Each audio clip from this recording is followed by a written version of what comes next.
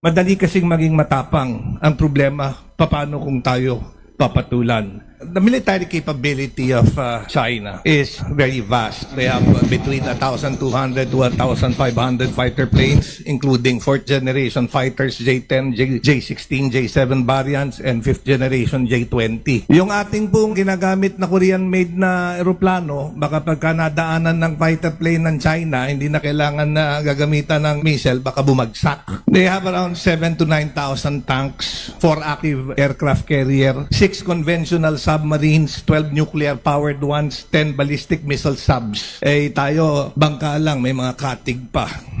The People's Liberation Army numbers between 1.7 to 2.2 million. At kaya ko lang ito nabanggit dahil nga I believe we have to proceed with caution. And if there is a diplomatic way to resolve the problem, then we should do it. Nabanggit kanina, wag na natin idaan sa military na away, sa ekonomiya na lang. If China decides that all Filipinos working in China should be repatriated back to the Philippines, what will happen to all those people working in China? If China decides that dito na lang po sa atin, we know that almost 70% of the Philippine economy are controlled by Filipinos of Chinese descent. So I believe that na kailangan talaga ng masusing pag-aaral at mag-ingat rin sa ating sinasabi. Well, I don't want to be perceived as being pro-China. Ako po ay gusto ko lang maging realistic. If we think that the U.S. will defend the Philippines in case, we might be up for a big surprise because I doubt it if the U.S. will come to the defense of the Philippines.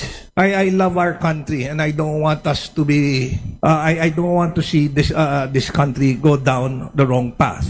And I want us to tread carefully. Dahil we have to choose the fights that we want to go into. We cannot be remiss in our duty. If we want to protect the Philippines, then let's protect it. Kanina nabanggit ng ating kasamahan Congressman Nabante that China should respect us. But respect is not asked, it is earned. And I think we will earn it if we show that we deserve that respect from these other countries.